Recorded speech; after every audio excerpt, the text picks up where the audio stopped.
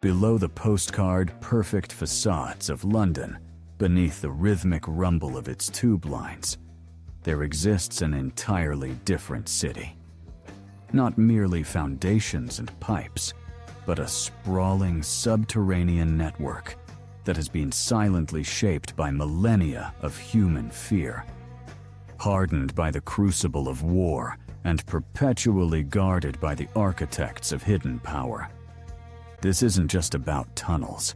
It's about the very mechanisms that keep a global capital functioning or collapsing. In the face of the unthinkable, we often imagine London as a city of layers, but few truly grasp the chilling depth of its hidden dimensions. For every landmark visible above ground, there's an equally complex, often far more consequential, narrative playing out in the dark earth below.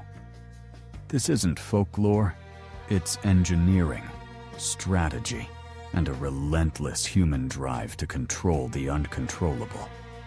What if the ground beneath your feet in one of the world's most influential cities is less a foundation and more a meticulously planned tomb?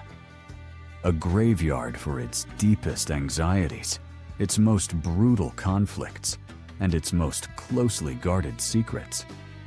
Let's start with fear. The primordial dread that drives us to burrow, to hide, to enter. Long before the Blitz, London's subterranean was already a repository of terror. Dig down just a few feet in certain districts, and you don't find Roman mosaics. You find plague pits, vast, anonymous chasms filled with tens of thousands of skeletal remains, hastily buried during outbreaks that decimated the city. These weren't just graves. They were desperate attempts to contain an invisible enemy, a testament to a population overwhelmed by a silent, agonizing death. Imagine the sheer logistical horror, the engineering of despair, to create such voids beneath a bustling city. The ground literally swallowed the suffering, turning it into a macabre foundation. But fear isn't just about disease. It's about the unknown, the vulnerable.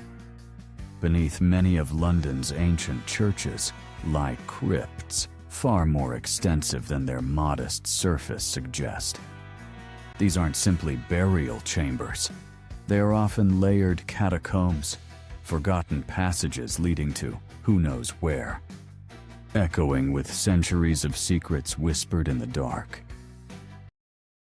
During the Victorian era, when London exploded in size and technological ambition, the city also birthed a new kind of subterranean dread.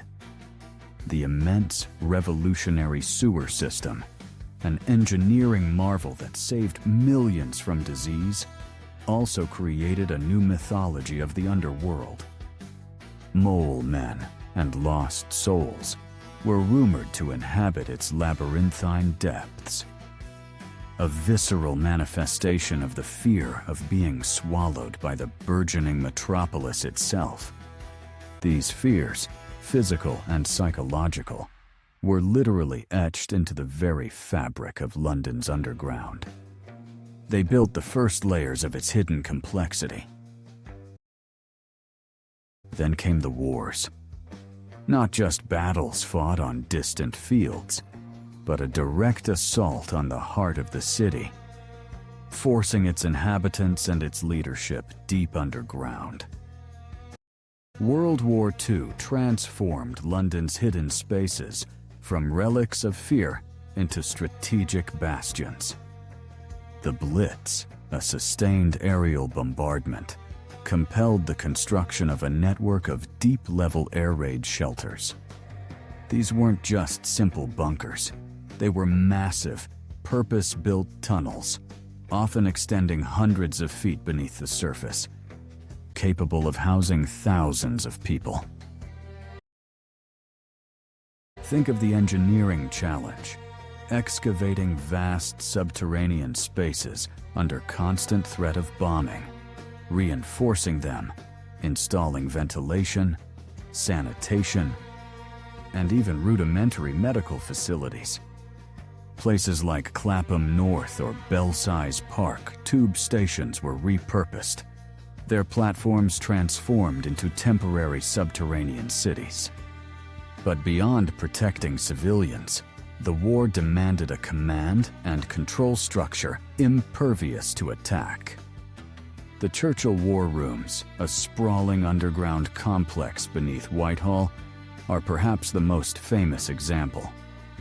A reinforced concrete shell deep beneath the Treasury building, where the fate of nations was decided.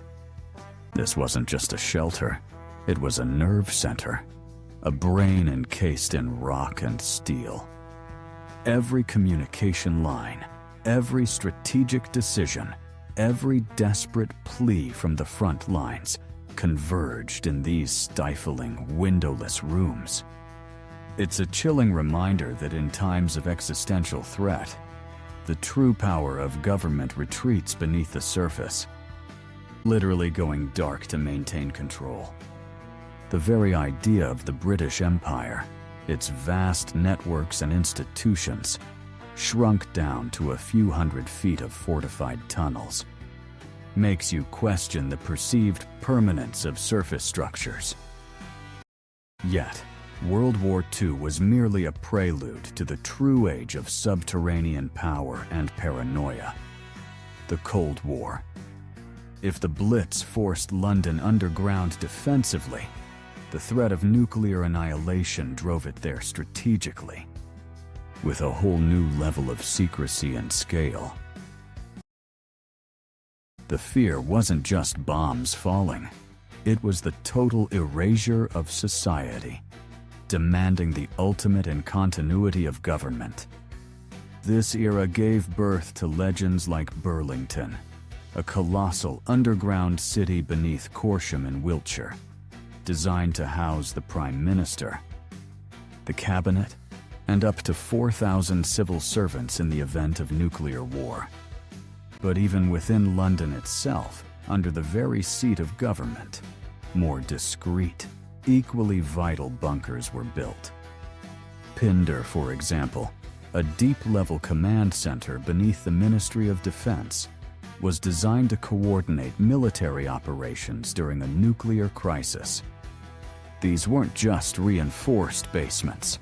They were self-sufficient underground fortresses, equipped with their own power, water, air filtration, and secure communication lines. Imagine the sheer civil engineering undertaking, the hundreds of millions of pounds, the decades of planning, all to create a hidden, parallel state apparatus beneath the capital. And it wasn't just about command centers. The entire information infrastructure of the nation went underground. British Telecom, for instance, constructed a vast, hidden network of tunnels, often referred to as the backbone, beneath London and stretching across the country. These tunnels, some large enough to drive vehicles through, housed critical communication cables, ensuring that even if the surface was vaporized, the essential flow of intelligence and orders could continue. This wasn't merely infrastructure, it was a strategic imperative, a subterranean nervous system designed to survive Armageddon. The engineers who designed and built these systems were not just laying cables, they were wiring the future of national survival. So, this brings us to the third, most compelling aspect: hidden power. The concept that London's underground isn't just a historical archive of fears and wars, but an active, living mechanism of control and influence that continues to operate today, often completely unseen. Consider the continuity. Many of these Cold War bunkers, though perhaps updated or repurposed, still exist. The vastness of the underground space they occupy The sheer investment in their creation means they aren't simply abandoned. What do they contain now?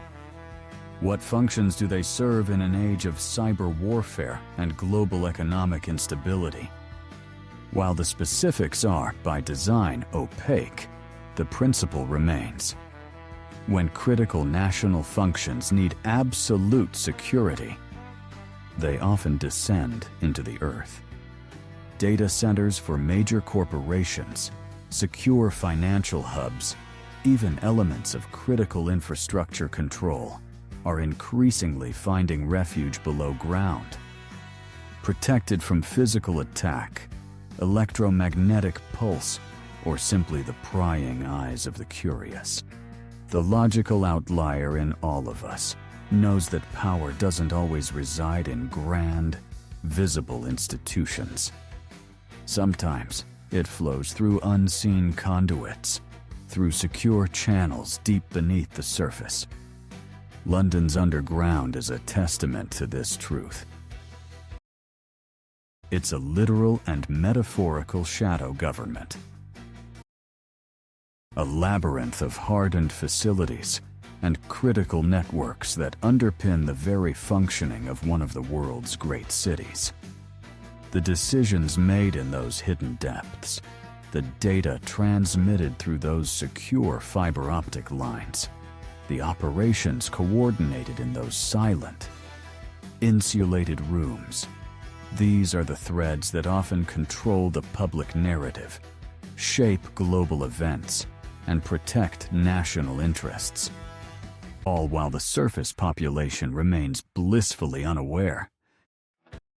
This isn't about aliens or shadowy cabals in the sensationalist sense. This is about the very real, very human drive to exert control, mitigate risk, and secure strategic advantage through meticulously planned, multi-layered engineering and clandestine infrastructure. It's about recognizing that the official story of London, a city of markets, museums, and monuments, is just one thin veneer. Beneath it lies a far more complex, a far more intricate, and often a far more unsettling reality. The deep earth beneath London is more than just infrastructure. It is a palimpsest of human experience, a graveyard of plague victims, a fortified command post of empire, a hardened bunker against global annihilation, and a silent, operational hub of modern power. To truly understand London, to truly grasp the mechanisms that drive our world, you must look beyond the gleaming skyscrapers and historical facades.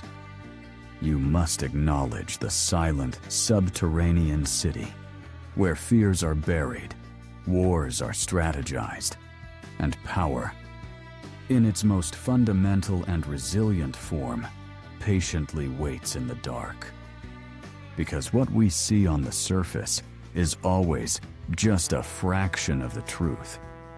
And in London, perhaps more than anywhere else, the real story, the real power, is always a few hundred feet down.